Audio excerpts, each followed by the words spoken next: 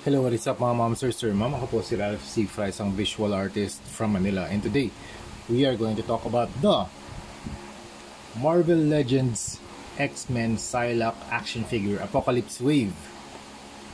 Okay, let's start with the height. Okay, she stands around 6 inches tall. So it's a 1/12 scale action figure. So let's start with the accessories. Sa accessories, meron siyang kanyang face power effect. Ito yung pink na translucent. Very nice. Pasok sa kanyang face, in fairness. Yun, kumakapit siya. Hindi naman siya nahuhulog. Yan, shake test.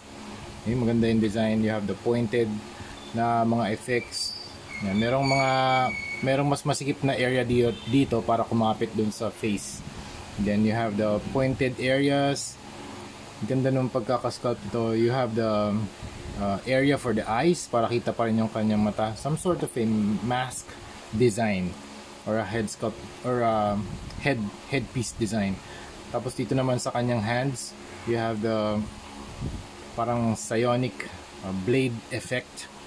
Parang mas pink ito kaysa dito kasi parang ito medyo makapal yung makapal na yung plastic na ginamit.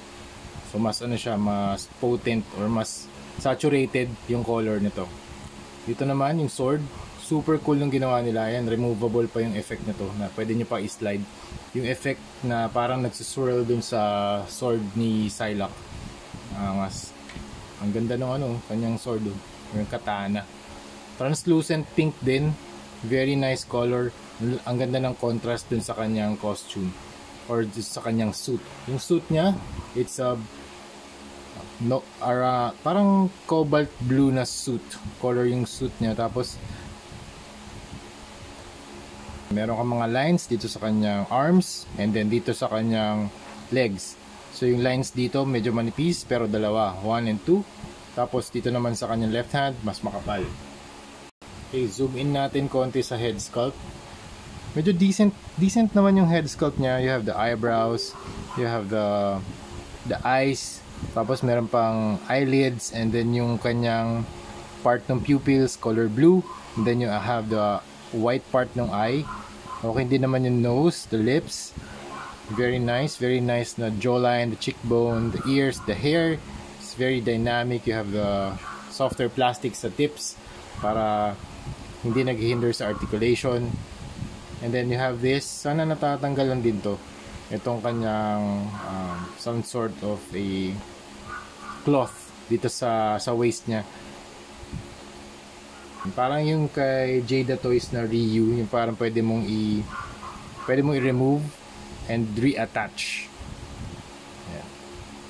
Yan. So yung hair ni Psylocke dito is very black.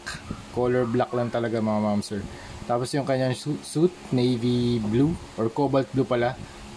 Tapos meron kang lines dito sa shoulder din. Tapos yung flesh tones, para siyang medium skin tone or basic skin tone pala.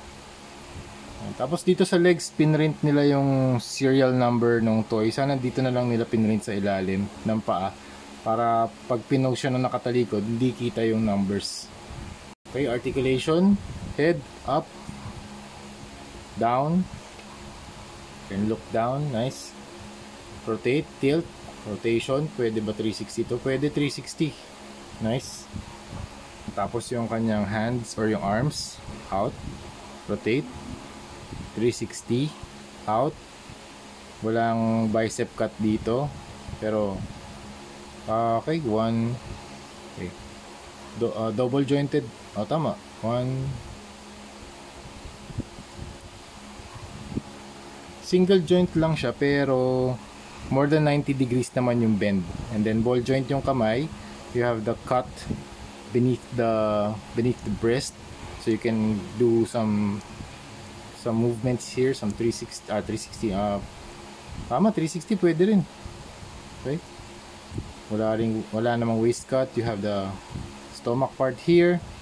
Bakat din yung kanyang pusod or yung navel. And then ito fully articulated, gagalaw siya, hindi siya static yung kanyang belt cloth.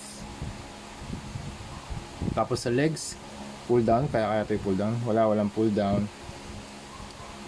Pero meron siyang thigh cut for rotation, and up that far, back that far, out, close, double jointed na knee, and then sa paa you can twist, and tapos ball joint din. Like you can move forward and backward. Ano kung mga Silac din dito, ito naman yung yellow and blue version. So try lang natin i-compare side by side kung ano yung itsura niya. Yan, something like that.